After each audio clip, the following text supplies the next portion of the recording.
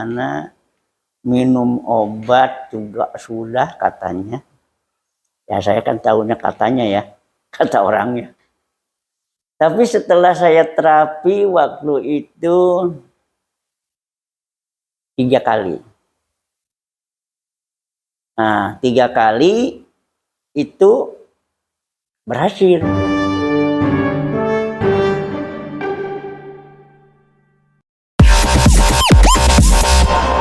Bismillahirrahmanirrahim. Assalamualaikum warahmatullahi wabarakatuh. Waalaikumsalam warahmatullahi wabarakatuh. Alhamdulillahirabbil alamin. Pada siang hari ini sangat berbahagia. Allah berikan kita begitu nikmat ya, nikmat iman, nikmat Islam dan nikmat sehat walafiat. Alhamdulillah.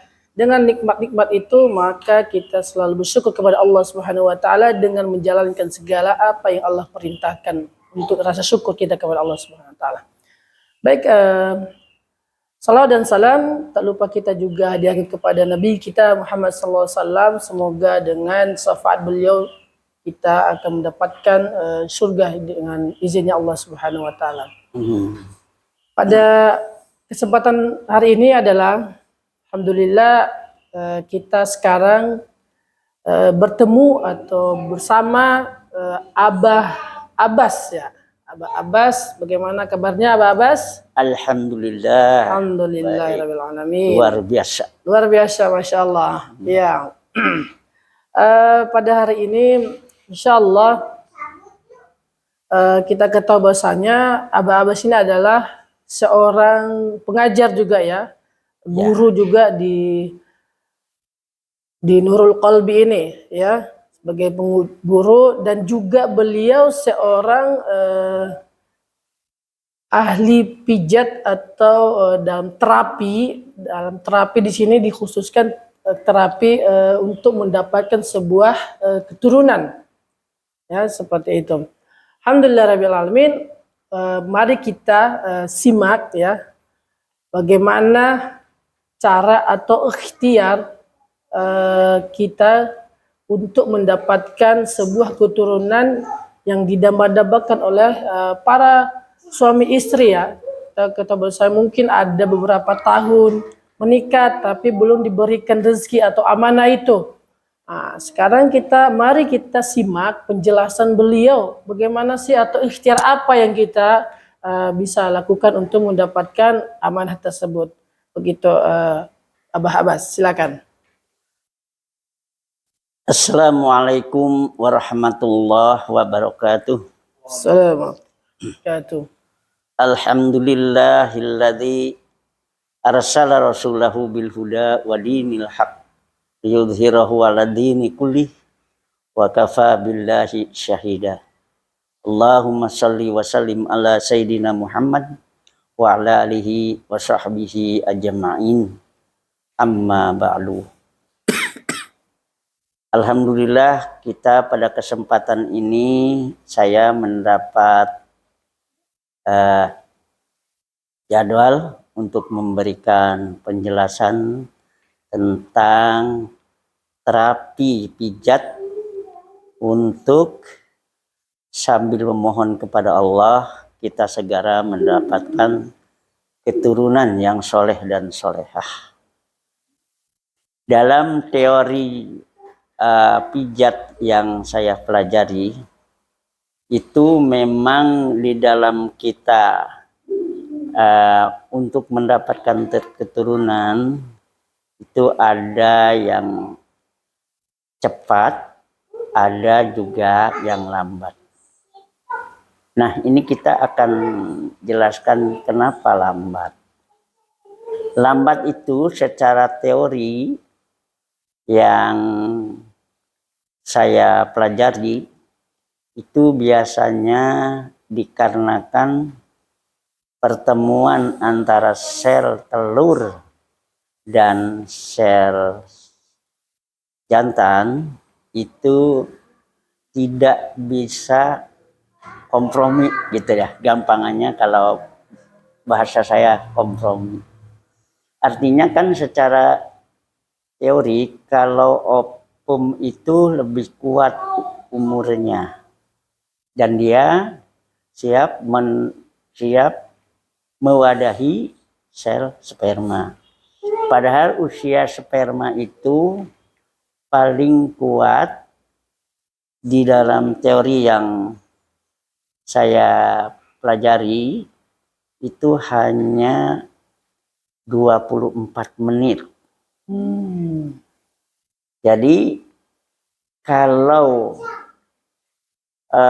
lemah si saraf laki-laki untuk mengeluarkan sperma, sedangkan perempuan itu sudah layaknya, umumnya itu lebih kuat, sehingga tidak akan bisa masuk ke ovum itu. Nah, dengan adanya mati di luar, maka tidak akan bisa ada penjaninan gitu ya. Tidak akan bisa jadi janin itu.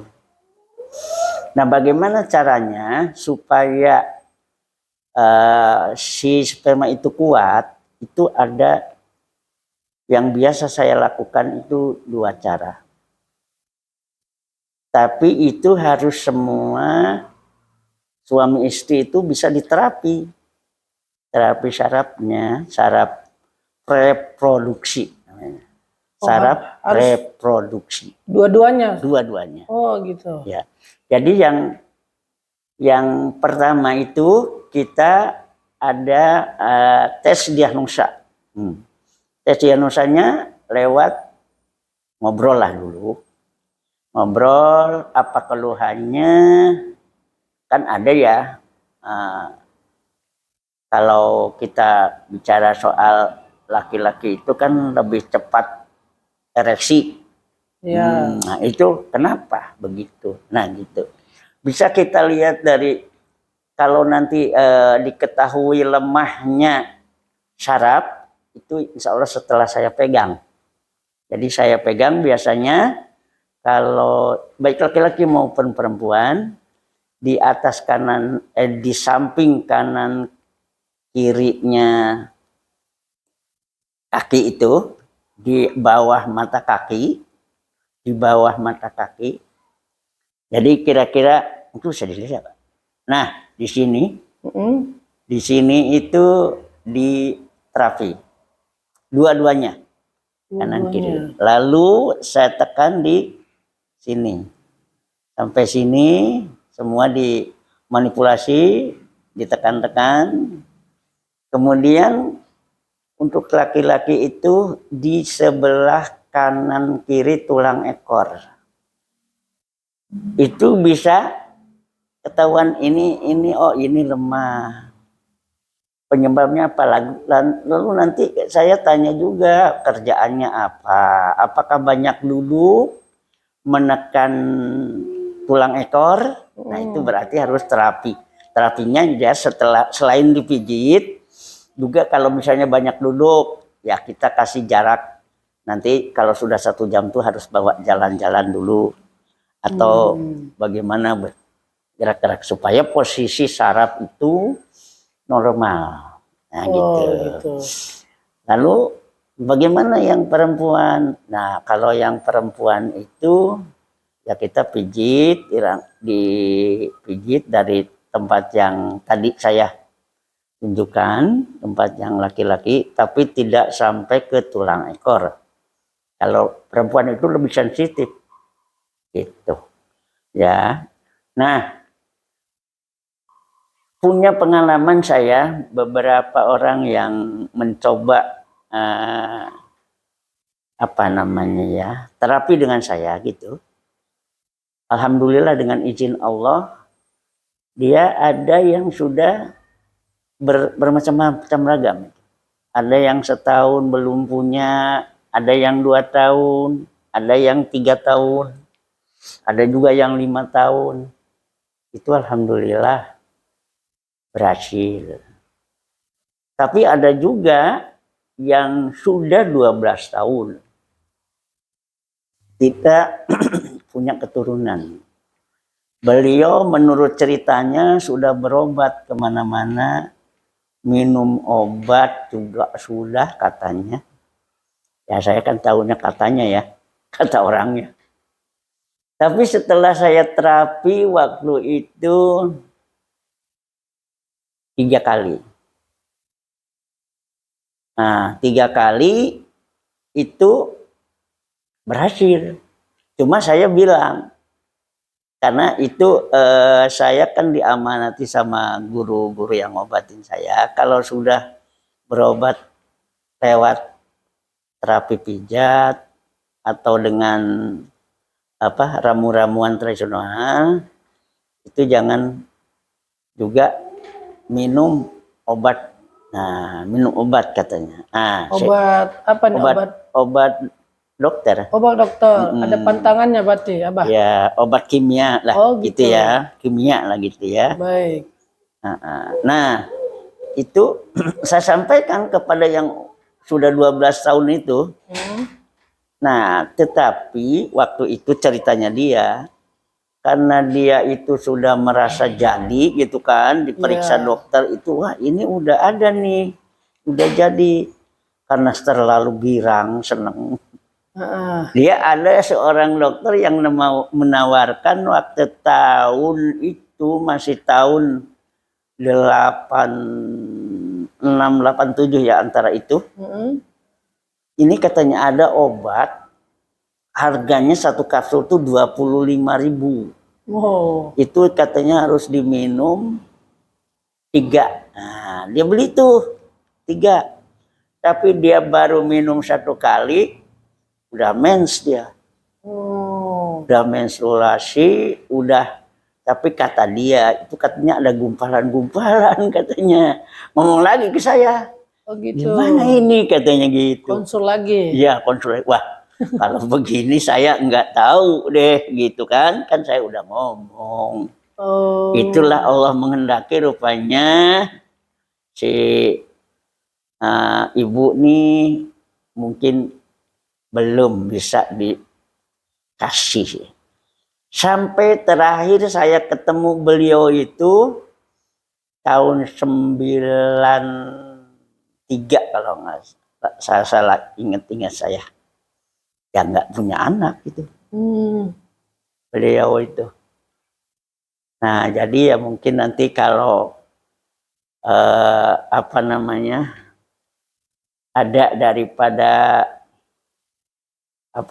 yang menyaksikan podcast ini, ya kalau mau coba silahkan, saya menunggunya gitu ya.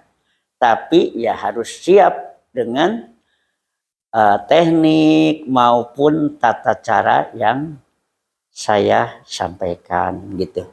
Karena kalau tidak, kita kan kalau berobat itu harus dibekali dengan keyakinan. Ya, yakin ya. Kalau tidak yakin, karena ada hadisnya tuh, ana inza zonni abdi, kata hadis qudsi itu. Aku tidak akan mengabulkan kalau tidak sesuai dengan perkiraan hambanya.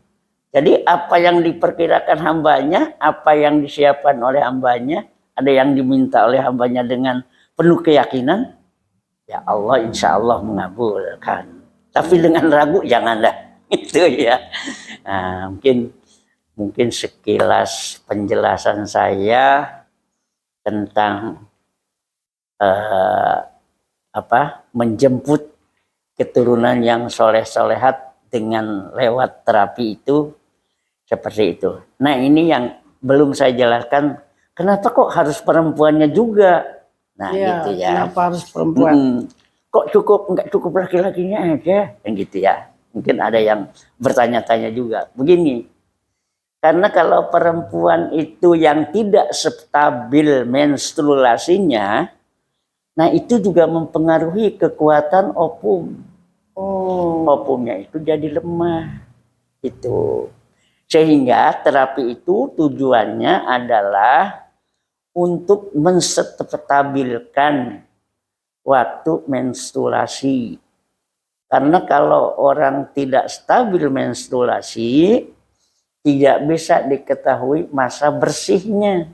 Nah, saya punya dulu punya informasi dari seorang dokter kandungan itu, masa subur itu, saya buka aja di sini. Ya. Masa subur itu dihitung jumlah bersihnya berapa hari, nanti dibagi 2. Misalkan masa bersihnya katakanlah 20 hari, itu dibagi 2. Jadi hari 10,